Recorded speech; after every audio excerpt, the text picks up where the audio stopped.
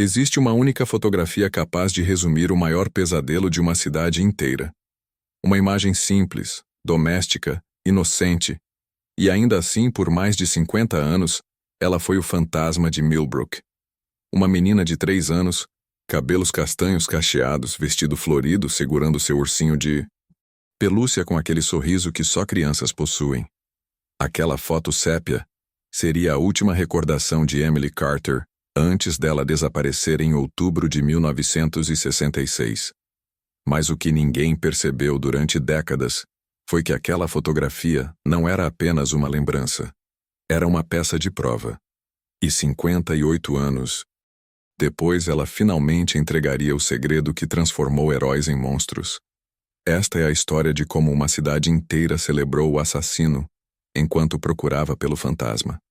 O outono de 1966 chegou a Millbrook, Ohio, pintando as árvores com tons dourados enquanto a pequena cidade do interior se preparava para mais um inverno tranquilo. 3.000 habitantes, igrejas em cada esquina, portas destrancadas, crianças brincando nas ruas até o sol se pôr. Millbrook era o tipo de lugar onde todo mundo conhecia todo mundo, onde os heróis da comunidade eram professores, policiais, pastores, onde o mal simplesmente não existia, ou assim todos acreditavam. A família Carter personificava esse ideal americano. Thomas, 32, trabalhava na fábrica local havia 10 anos. Margaret, 28, era o coração do lar, participando ativamente da Igreja Batista e cuidando da pequena Emily com devoção maternal absoluta. Emily Rose Carter, 3 anos, era a única filha do casal, nascida após anos de tentativas e orações. Com cachos castanhos que caíam sobre os ombros e olhos cor-de-mel, Emily era adorada por todos na vizinhança. Sempre carregava seu inseparável ursinho de pelúcia marrom, um brinquedo, remendado com um olho ligeiramente torto e um laço vermelho desbotado no pescoço. Ela o chamava carinhosamente de Ted, e nas noites de tempestade, só conseguia dormir se o ursinho estivesse apertado contra seu peito. A fotografia icônica havia sido tirada em setembro. Margaret costurou um vestido novo, tecido branco com flores azuis e amarelas, gola de renda feita à mão. No quintal, sob a luz dourada da tarde, Thomas capturou aquele momento. Emily, sentada nos degraus de madeira, segurando Ted contra o peito, sorria com aquela confiança absoluta que só existe quando você ainda acredita que o mundo é seguro. 2 dias antes daquela foto, Emily tinha brincado naquele mesmo tapete da sala, rindo enquanto fazia Ted dançar para a mãe. Ninguém imaginava que aquele retrato seria reproduzido milhares de vezes, fixado em postes, impresso em jornais, queimado na memória coletiva de uma nação, que aquele sorriso se tornaria o símbolo do impossível. Era terça-feira, 18 de outubro de 1966. O dia começou como todos os outros. Thomas saiu às 6:30 da manhã, lunchbox debaixo do braço, beijando a esposa e a filha antes de entrar no carro. Margaret preparou café, deu banho em Emily, cuidou das tarefas domésticas enquanto a menina brincava no chão da cozinha. O céu estava cinzento desde cedo. Às 11 horas, a chuva começou. Fina no início, transformando-se rapidamente em aguaceiro que tamboreava no telhado e escurecia as janelas. Margaret arrumava a sala, dobrando roupas limpas. Emily brincava no tapete com Ted e suas bonecas, criando pequenas histórias em voz baixa, do jeito que crianças fazem quando estão completamente absortas em seu próprio mundo. Ao meio-dia, o telefone tocou. Era Helen Morrison, vizinha, perguntando sobre a arrecadação da igreja no fim de semana. Margaret foi até a cozinha consultar suas anotações. A conversa foi rápida, prática, rotineira. 7 minutos. 7 minutos que separam o antes do depois. 7 minutos que dividiram a vida de Margaret Carter e de Millbrook inteira, em 2 pedaços irreconciliáveis. Quando Margaret voltou para a sala, desligando o telefone, percebeu o silêncio. Um silêncio errado.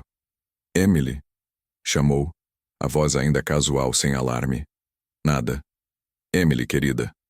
Correu pelo corredor curto, Empurrou a porta do quarto. Vazio. A cama ainda arrumada, os brinquedos no lugar. Voltou para a sala, o coração começando a bater diferente, aquele tipo de batida que vem antes de você entender conscientemente que algo está terrivelmente errado. E então viu. A porta dos fundos estava entreaberta. A cortina de renda balançava com o vento úmido. Gotas de chuva no chão de madeira formando pequenas poças irregulares. E ali, caído perto da porta meio molhado pela chuva que entrava, estava Ted. O ursinho que Emily jamais largava. O único objeto no mundo que ela levaria consigo para qualquer lugar, especialmente quando estava com medo. O som que saiu da garganta de Margaret não parecia humano. Helen. Morrison ouviu o grito através da linha que ainda estava aberta e correu descalça sob a chuva, atravessando o quintal encharcado. Quando entrou pela porta dos fundos, aquela porta maldita que nunca mais seria apenas uma porta, encontrou Margaret no chão, segurando o ursinho molhado contra o peito, gritando o nome da filha. Em minutos, a notícia se espalhou como fogo. Emily Carter tinha desaparecido de dentro de casa enquanto sua mãe estava a apenas alguns metros de distância. O delegado Earl Hayes chegou em 15 minutos, uniforme ainda não completamente abotoado, trazendo 2 agentes. Thomas foi chamado da fábrica. Quando entrou em casa, pálido como a morte, viu Margaret sentada no sofá, imóvel, apertando Ted. Seus olhos estavam secos. Ela tinha passado do choro para um lugar onde o choque paralisa até as lágrimas. A busca porta a porta começou imediatamente. Às 3 da tarde, a operação tinha escalado. O xerife do condado convocou todos os homens disponíveis. Voluntários chegaram de cidades vizinhas. Cães farejadores vieram de Cincinnati, mas a chuva tinha lavado qualquer rastro. Quando o sol se pôs sobre Millbrook naquela terça-feira, 200 pessoas vasculhavam cada centímetro da pequena cidade. Lanternas cortavam a escuridão. Vozes roucas gritavam, "Emily!", até ficarem ásperas. O lago foi arrastado. Poços inspecionados. Celeiros revirados tábua por tábua. Nada. Absolutamente nada. Alguns dos homens que lideravam as buscas naquela noite seriam, décadas depois, lembrados de um jeito bem diferente. Mas naquele momento todos eram heróis. Todos eram salvadores em potencial. Millbrook tinha elegido seus heróis, e todos estavam olhando para a direção errada. Na quarta-feira, um helicóptero sobrevoou as florestas ao redor. Voluntários formaram correntes humanas nas matas densas, chamando, procurando, rezando. A Igreja Batista virou centro de operações improvisado, com mapas afixados nas paredes, listas de áreas buscadas, comida quente para os exaustos buscadores. Margaret não dormiu, não comeu. Permaneceu sentada na sala, olhando fixamente para aquela porta dos fundos, como se força de vontade pudesse trazer Emily de volta. O delegado Hayes tinha colocado Ted em um saco plástico como evidência, mas Margaret implorou de joelhos, para mantê-lo com ela. Hayes permitiu contra o protocolo. Ela apertava o ursinho, úmido contra o rosto, sentindo as marcas minúsculas deixadas por dedos pequenos, cheirando o cheiro de chuva e infância. Era tudo o que restava de sua filha. Ela não sabia, ninguém sabia, que não era só um brinquedo molhado deixado no chão. Era uma pista que ninguém conseguia ler. Ainda não. Quinta-feira, repórteres de Cleveland, Columbus e Pittsburgh inundaram Millbrook. A fotografia sépia foi reproduzida em dezenas de jornais. Menina de 3 anos desaparece misteriosamente em Ohio. Aquele sorriso angelical, aqueles cachos, aquele ursinho, contrastavam cruelmente com o pesadelo sendo vivido. A polícia focou em estranhos. Caminhoneiros que passaram pela cidade, vendedores ambulantes, um grupo de hippies que tinha acampado perto do lago semanas antes. Todo forasteiro foi rastreado, interrogado, investigado. Um motorista de Baltimore com histórico de abuso infantil foi interrogado por 8 horas seguidas. Seu álibi era sólido. Estava em Toledo a 200 quilômetros fazendo entregas documentadas. Cada pista levava a lugar nenhum. Não havia pedido de resgate descartando motivação financeira. Thomas e Margaret foram discretamente investigados. É sempre a família, primeiro. Mas eram apenas o que pareciam ser. Um casal destroçado pelo impensável. À medida que os dias se transformavam em semanas, Millbrook entrou em paranoia coletiva. Mães não deixavam os filhos saírem sozinhos. Portas ganharam novos ferrolhos. Janelas foram trancadas mesmo no calor. A confiança foi substituída por suspeita. O medo instalou-se como um morador permanente. Naquele outono não foi só Emily que desapareceu. A inocência da cidade também sumiu por aquela porta dos fundos. E em algum lugar, Emily Carter estava sozinha. Longe da mãe que a amava. Longe do pai que trabalhava duro para dar-lhe um futuro. Longe do ursinho deixado na soleira, como se ela tivesse tentado segurá-lo até o último segundo. Para Margaret e Thomas, cada minuto era uma eternidade de tortura. Cada manhã acordando para a realidade impossível. Cada noite se perguntando onde sua menininha estava dormindo. Se estava dormindo. Se ainda estava... Ninguém dizia a palavra em voz alta. Mas todos pensavam. Millbrook nunca mais voltaria a ser a mesma cidade. A pergunta que assombrava cada mente, que ecoava em cada conversa sussurrada, que mantinha as pessoas acordadas à noite era simples e... terrível. Onde estava Emily Carter? Mas havia outras perguntas enterradas mais fundo, que levariam 58 anos para emergirem. Quem entrou pela porta dos fundos naquele dia de chuva? Um estranho aproveitando a tempestade? Ou alguém que Emily conhecia tão bem que nem precisou gritar? Por que Ted foi deixado para trás? O que aconteceu naqueles segundos entre a sala e a porta que fez uma criança de 3 anos largar o único objeto que a fazia sentir segura? E a pergunta mais assustadora de todas. Quantas vezes o responsável juntou-se às buscas, segurou a mão de Margaret em solidariedade, olhou nos olhos de Thomas e ofereceu esperança, sabendo exatamente onde Emily estava? A resposta seria mais chocante do que qualquer um naquela cidade sonhadora de Ohio poderia imaginar naqueles primeiros dias desesperados de outubro de 1966. Porque em Millbrook, o monstro não estava escondido nas sombras. Ele estava bem à vista de todos usando um distintivo de herói. Nas primeiras 72 horas após o desaparecimento de uma criança, cada minuto conta. Cada segundo pode ser a diferença entre vida e morte. Millbrook sabia disso. E foi por isso que quando um homem se destacou entre todos os outros voluntários, quando alguém mostrou dedicação incansável, coragem inabalável e compaixão infinita pela família Carter, a cidade inteira o abraçou como seu herói. Seu nome era Robert Bob Jensen, e durante 58 anos, ninguém desconfiou que ele era exatamente o oposto do que parecia ser. Robert Jensen tinha 34 anos em outubro de 1966. Alto, cabelos castanhos sempre bem penteados, olhos azuis que transmitiam sinceridade. Bob, como todos o chamavam, era uma das figuras mais queridas de Millbrook. Trabalhava como zelador na escola primária local havia 12 anos. As crianças o adoravam. Sempre tinha um sorriso, um doce no bolso, uma palavra gentil. Morava sozinho em uma casa modesta na Maple Street, a apenas 4 quarteirões dos Carter.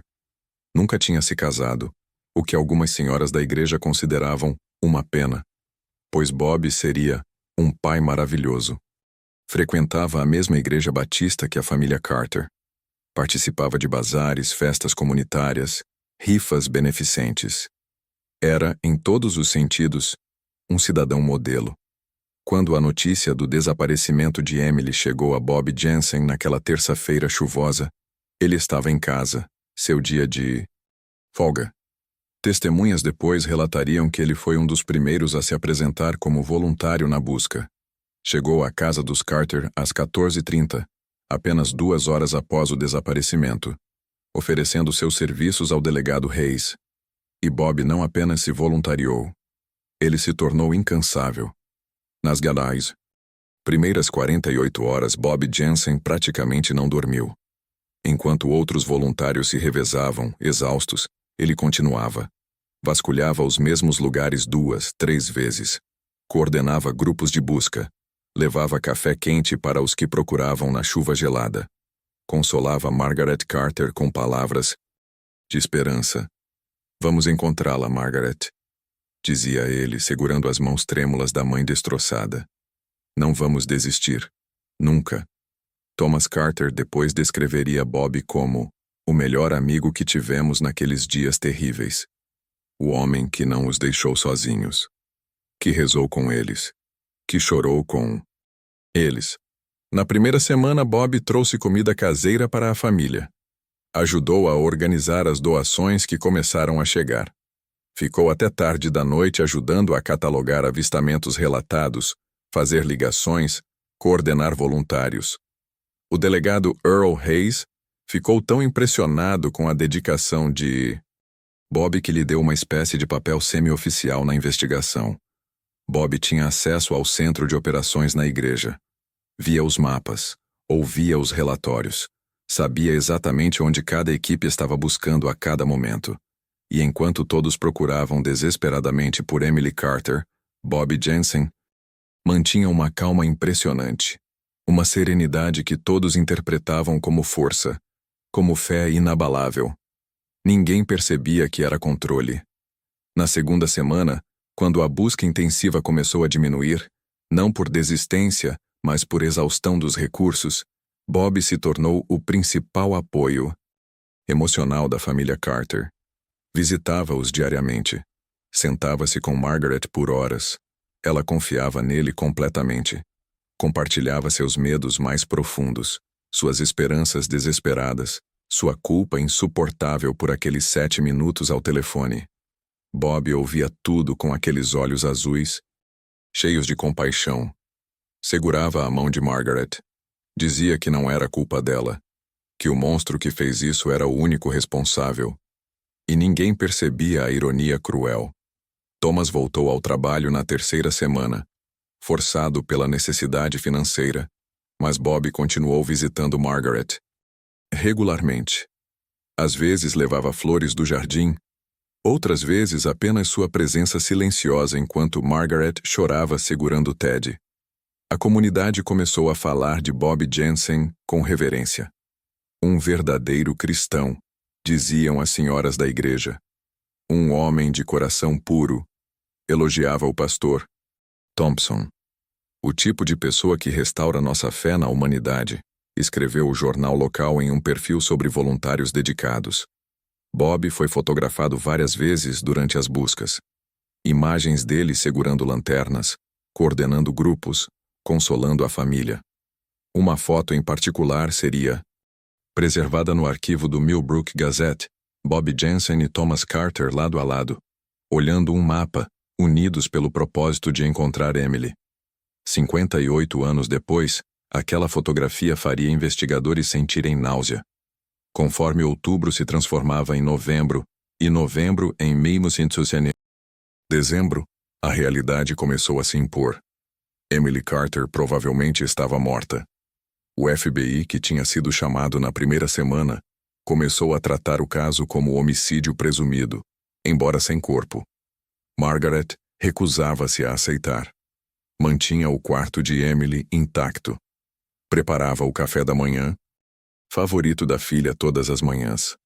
Abria a porta dezenas de vezes por dia, esperando ver sua menininha de cachos castanhos correndo pelo quintal. Bob estava sempre lá, sempre presente, sempre gentil, sempre oferecendo o ombro para chorar, palavras de conforto, orações cheias de esperança. Ele se tornou parte da família Carter de uma forma que ninguém questionava. Era natural. Era apropriado. Bob amava aquela família. Todo mundo via isso. O que ninguém via era que Bob Jensen visitava outro lugar com a mesma regularidade. Um lugar secreto. Um lugar onde Emily Carter tinha passado seus últimos momentos aterrorizados. Em janeiro de 1967, 3 meses após o desaparecimento, a investigação ativa essencialmente parou.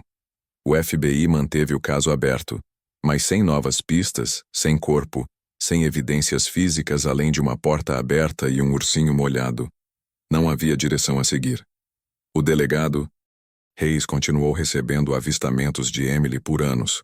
Uma menina aparecida em Michigan, outra no Texas. Nenhuma era Emily Carter. Cada falso alarme era uma nova tortura para Margaret e Thomas. Bob esteve presente em cada um desses momentos. Dirigiu Margaret até Michigan quando ela insistiu em ver pessoalmente a menina que não era sua filha. Segurou-a quando ela desmoronou, ao ver que, mais uma vez, não era Emily. A comunidade de Millbrook eventualmente teve que seguir em frente, como comunidades sempre fazem. A vida continua, mesmo quando parte de você permanece congelada naquele último momento antes do impensável. Mas Bob Jensen nunca parou de visitar os Carter, mesmo quando anos se transformaram em décadas. Mesmo quando outros se afastaram, desconfortáveis com a dor interminável. Bob permaneceu, fiel, constante, confiável. Em 1975, quando Thomas Carter morreu de ataque cardíaco aos 41 anos, o coração literalmente partido pela perda da filha, foi Bob quem organizou o funeral. Quem segurou Margaret enquanto ela enterrava o marido. Quem garantiu que ela não ficaria sozinha. Em 1989, quando Margaret foi diagnosticada com Alzheimer precoce, foi Bob quem a visitava no asilo. Quem segurava sua mão enquanto ela, cada vez mais confusa, perguntava pelo marido morto e pela filha desaparecida. Bob Jensen era o último guardião da memória de Emily Carter.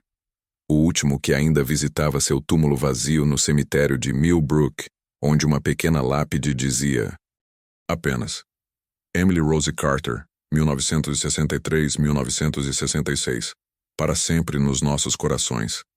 Ele colocava flores ali toda semana, sem falta, por décadas.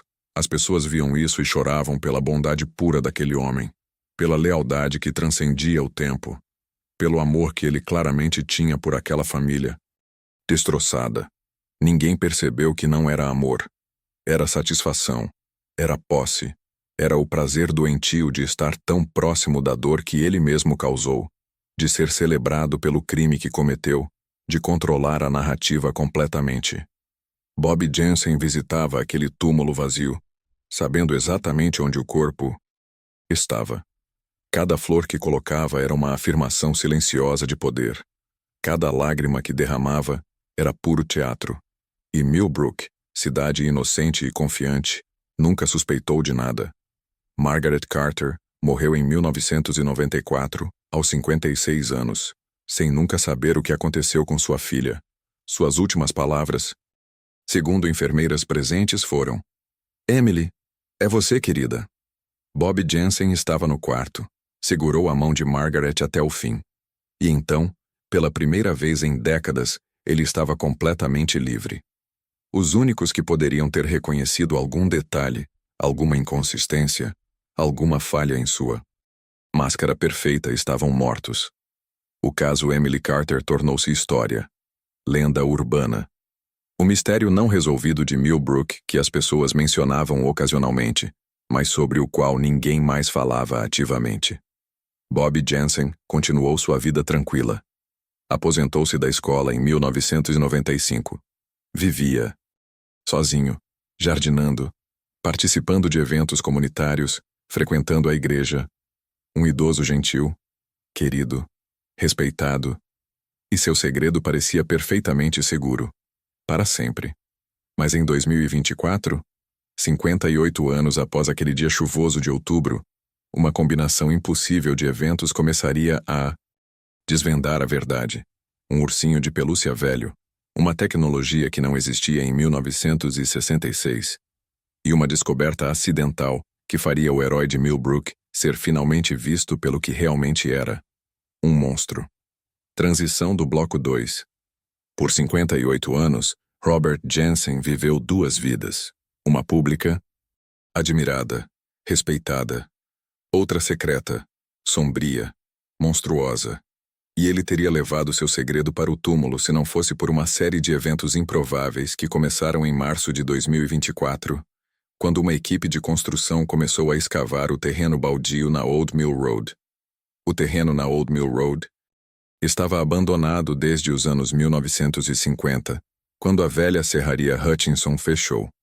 Por décadas, foi apenas mato alto, árvores crescendo selvagens e uma estrutura de madeira apodrecida que já foi um galpão de armazenamento. Crianças de Millbrook cresciam, ouvindo que o lugar era assombrado, embora ninguém soubesse exatamente por quê. Era apenas um daqueles lugares que comunidades pequenas evitam sem razão aparente. Em março de 2024, a Millbrook Development Corporation comprou o terreno. Planos ambiciosos.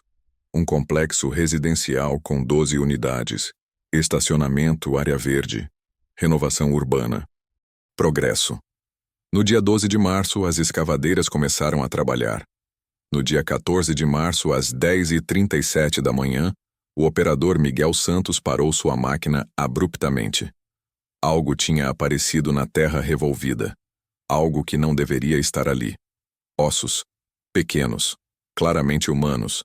Claramente de uma criança. A polícia de Millbrook foi chamada imediatamente. O novo delegado James Martinez, 42 anos, que tinha crescido ouvindo histórias sobre o caso Emily Carter, sentiu um arrepio percorrer sua espinha quando viu aqueles ossos. O FBI foi acionado em 24 horas. Uma equipe forense completa chegou de Boston. O local foi isolado. Antropólogos forenses começaram a trabalhar meticulosamente, escavando à mão, peneirando cada centímetro de terra. Ao longo de 5 dias, eles recuperaram um esqueleto quase completo. Sexo feminino. Entre 5 e 7 anos de idade na época da morte. Enterrado há décadas. Provavelmente entre 50 e 60 anos, baseado na decomposição e nas características do solo. E junto aos ossos, preservado de forma quase milagrosa em um bolsão de solo menos ácido, protegido por fragmentos de tecido plastificado. Um ursinho de pelúcia marrom, com um laço vermelho no pescoço. Ted. O antropólogo forense Dr. Richard Chen, que liderava a equipe, segurou o ursinho com luvas, removendo cuidadosamente décadas de sujeira. O laço vermelho, embora desbotado e manchado, ainda era identificável. O ursinho em si, apesar do tempo, mantinha características reconhecíveis. Precisamos comparar isso com registros de casos antigos, disse Dr. Chen ao delegado Martinez. Esse enterro foi deliberado. Não foi acidental. Alguém colocou essa criança aqui com seu brinquedo. Martinez já estava revisando arquivos. E quando ele abriu a pasta amarelada marcada Carter, Emily Rose, 1966, desaparecimento, e viu a foto em preto e branco de uma menininha segurando um ursinho marrom com laço vermelho, seu coração quase parou. A notícia explodiu em Millbrook. Depois de 58 anos, Emily Carter tinha sido encontrada. Análise de DNA confirmou em uma semana. Os restos eram compatíveis com DNA mitocondrial preservado de um dente de leite que Margaret Carter tinha guardado em uma caixinha de recordações. Agora propriedade de uma prima distante que ainda vivia em New Hampshire. Era Emily. Sem dúvida. A cidade entrou em luto renovado. Pessoas que nem eram nascidas em 1966 choraram. O mistério que tinha assombrado Millbrook por quase 6 décadas finalmente tinha uma resposta parcial. Emily Carter estava morta. Tinha estado morta desde 1966, enterrada a menos de 2 quilômetros de sua casa. Mas a pergunta mais importante permanecia. Quem? O FBI formou uma força-tarefa especial. Agente especial Sarah Thornton, 38 anos, especialista em casos frios, assumiu a liderança. Ela sabia que após 58 anos, evidências físicas seriam limitadas. Testemunhas estariam mortas ou com memórias falhas. O assassino provavelmente estava morto também. Mas ela tinha algo que os investigadores de 1966 não tinham: tecnologia forense moderna. Os ossos foram examinados minuciosamente. Causa da morte: estrangulamento, baseado em fraturas do osso hioide.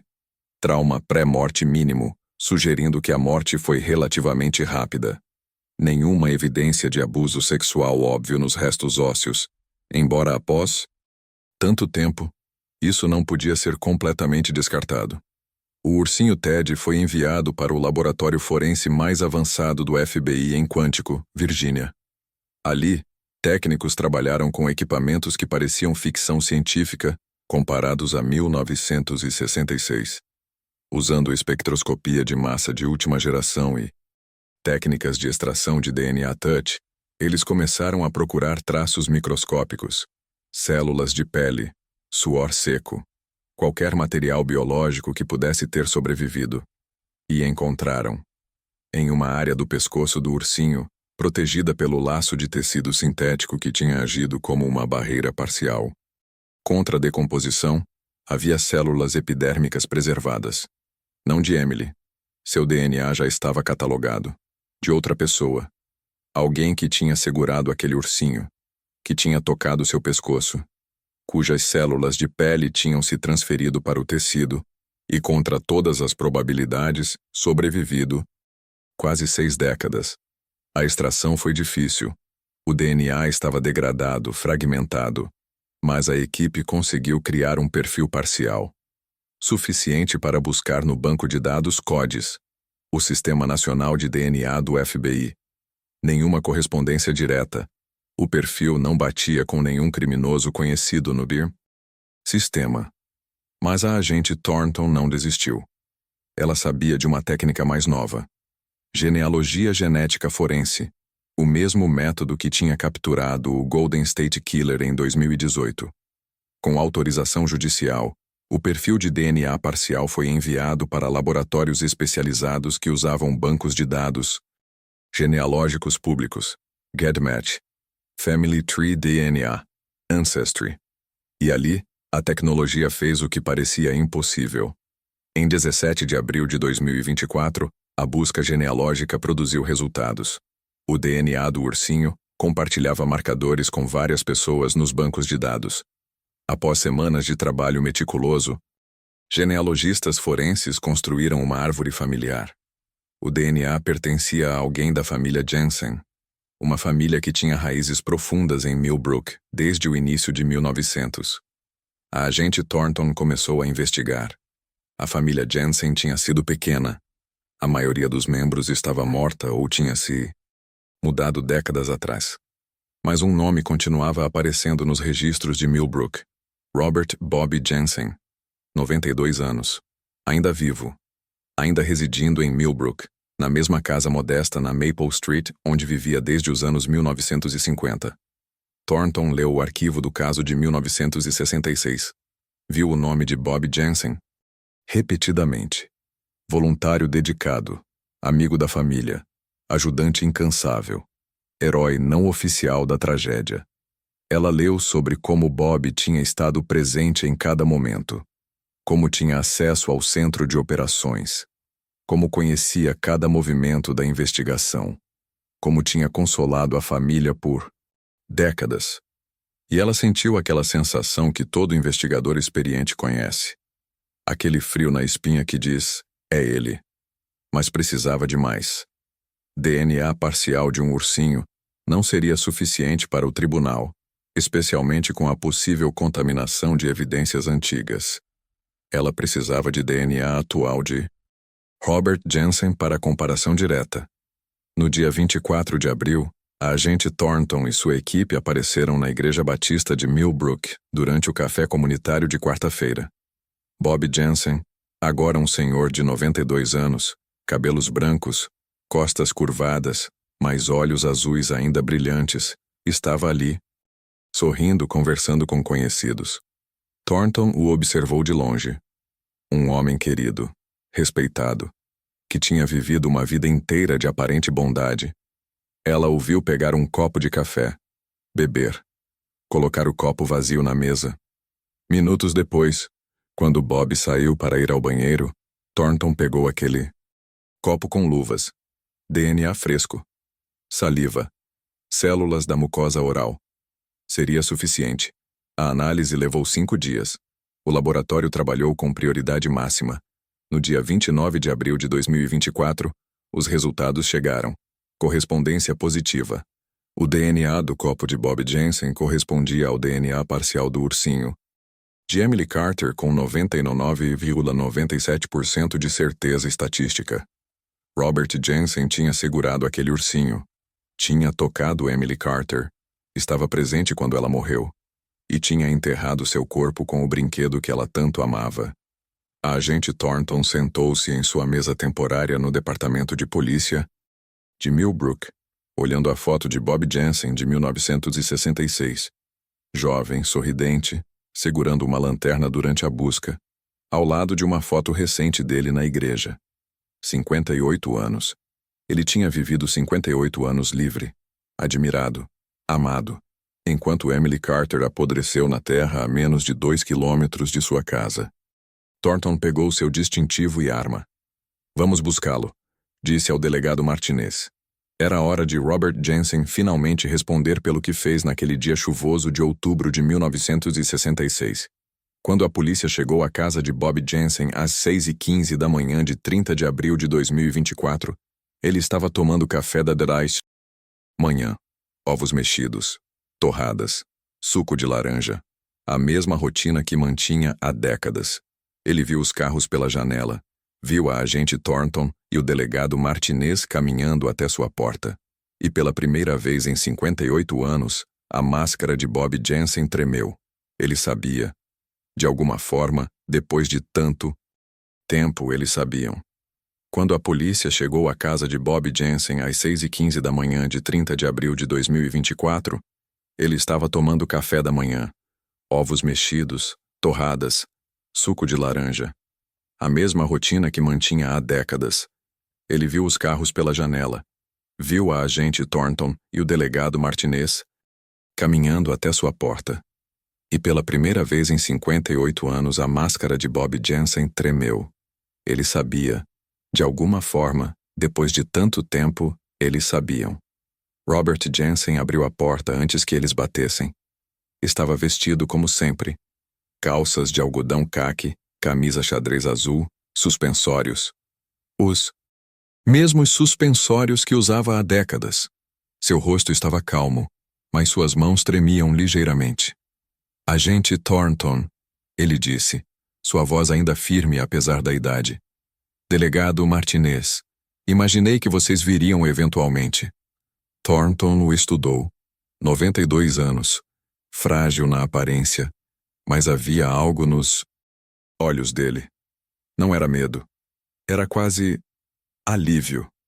Sr. Jensen, precisamos que nos acompanhe para responder algumas perguntas sobre Emily Carter, disse Thornton, mantendo sua voz profissional.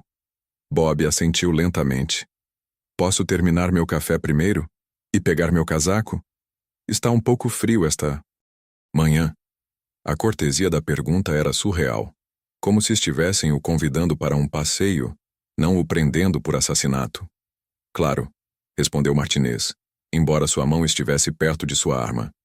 Aos 92 anos, Bob Jensen não parecia ameaçador, mas Martinez tinha lido o suficiente sobre serial killers para saber que aparências enganam. Bob voltou para dentro. Eles o seguiram, mantendo distância respeitosa, mas vigilante. A casa estava impecavelmente limpa. Simples. Móveis de décadas atrás, bem conservados. Fotos nas paredes. Bob em eventos comunitários, Bob na igreja, Bob sorrindo, Bob com vizinhos ao longo dos anos. Nenhuma foto de Emily Carter.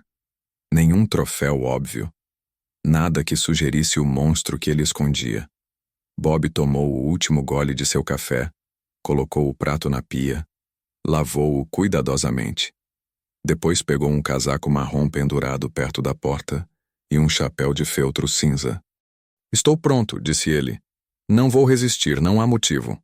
Na delegacia de Millbrook, Bob Jensen foi levado para a sala de interrogatório principal. Paredes cinzas, mesa de metal, cadeiras desconfortáveis, câmera no canto, o cenário clássico. Thornton leu seus direitos Miranda. Bob ouviu, atentamente assentindo em cada ponto. Você entende esses direitos conforme expliquei? Perguntou Thornton. Sim.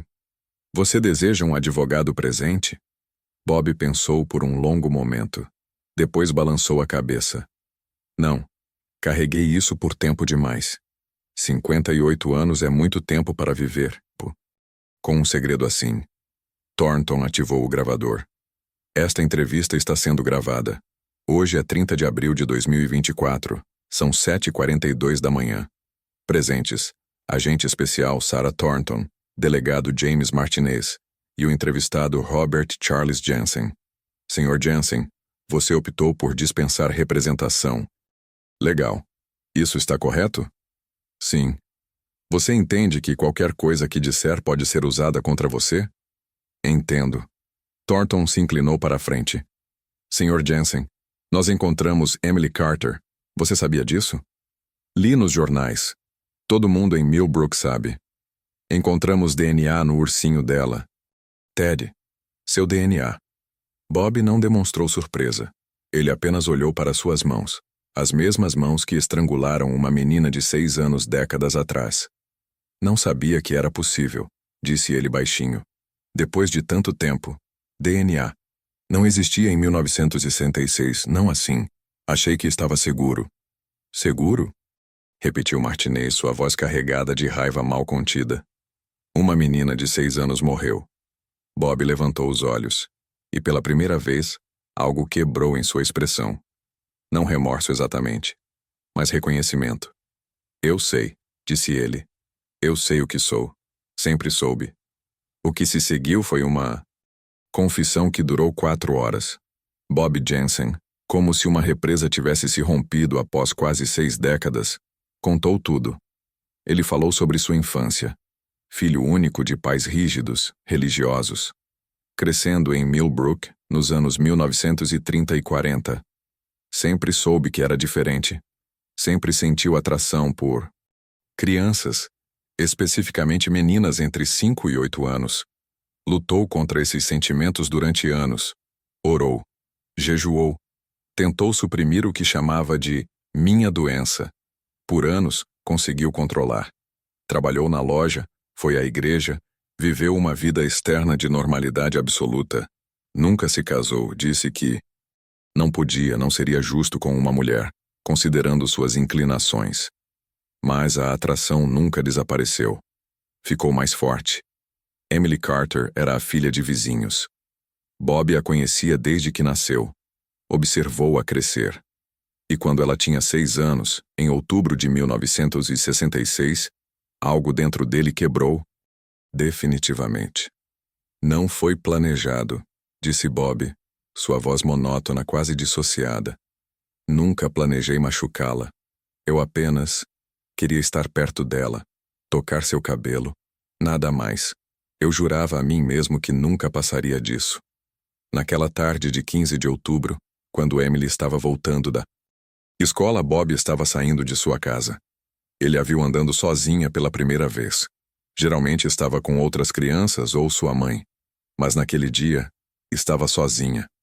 Eu a chamei, continuou Bob. Disse que tinha encontrado um gatinho no meu quintal e perguntei se ela queria ver.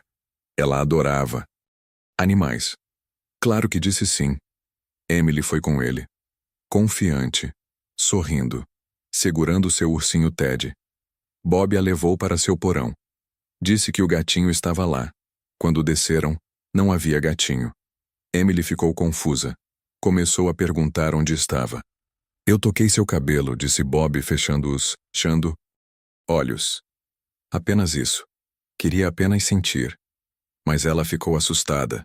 Começou a gritar. Disse que ia contar para sua mãe. O pânico tomou conta. Bob não podia deixá-la contar. Tudo se revelaria. Sua vida terminaria.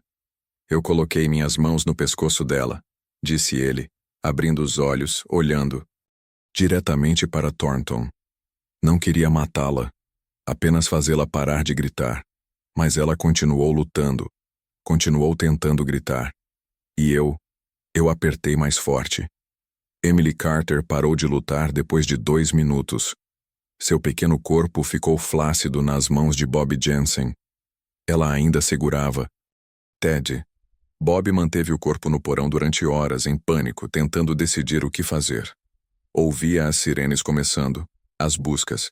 Sabia que tinha pouco tempo. À noite, às 2 da manhã, quando as buscas tinham temporariamente diminuído, ele colocou o corpo de Emily em um saco junto com Ted. Não conseguia separá-los.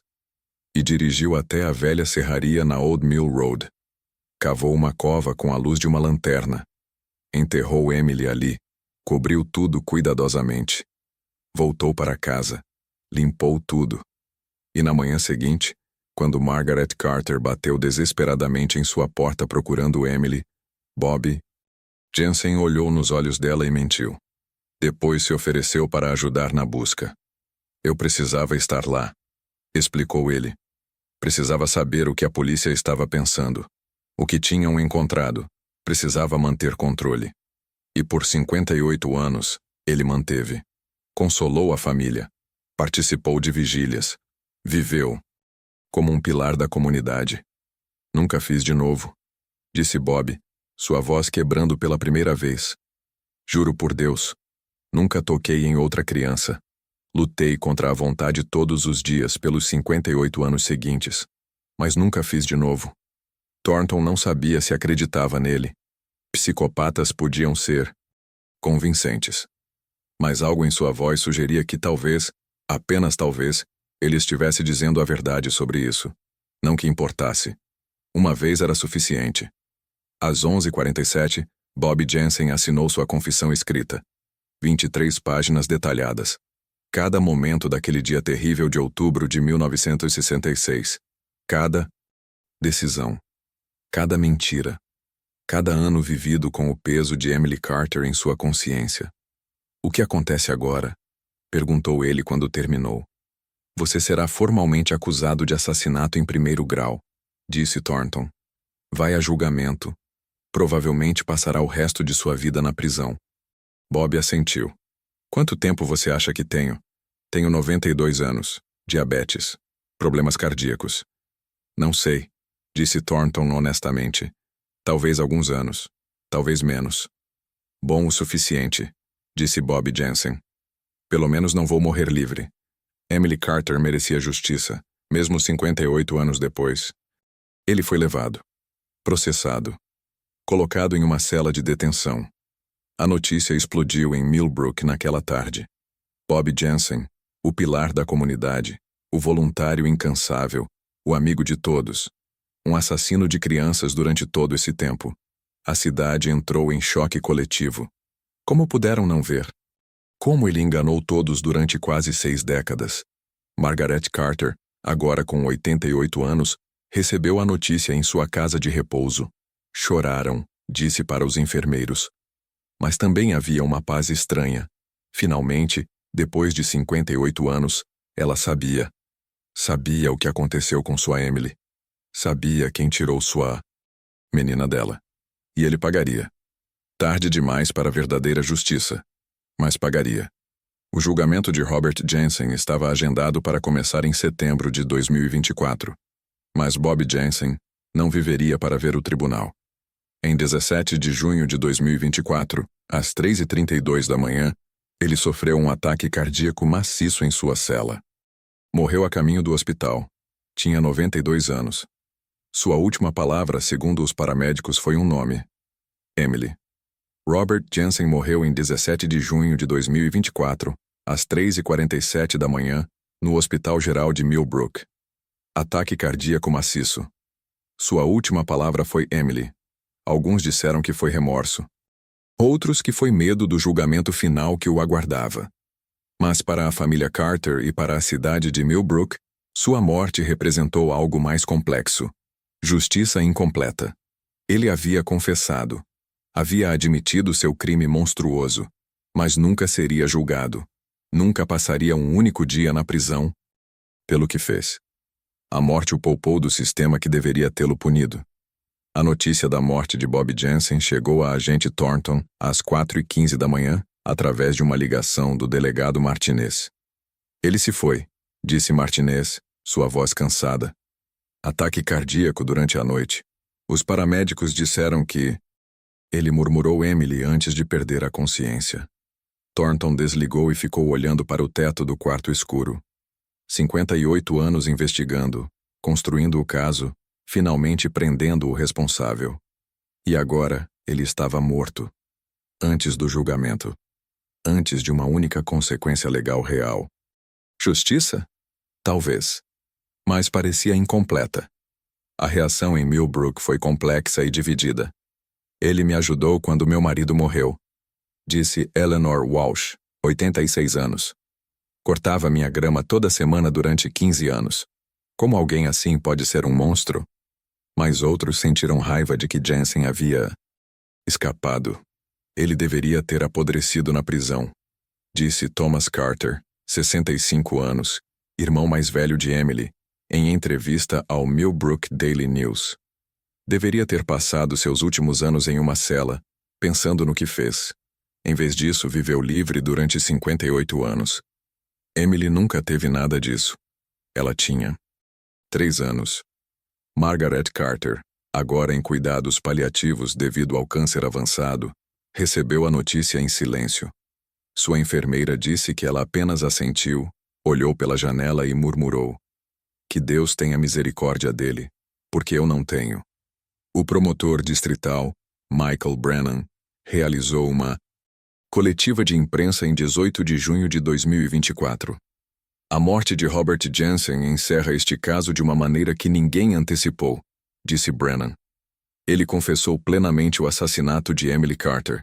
Sua confissão foi detalhada, corroborada por evidências físicas e juridicamente válida.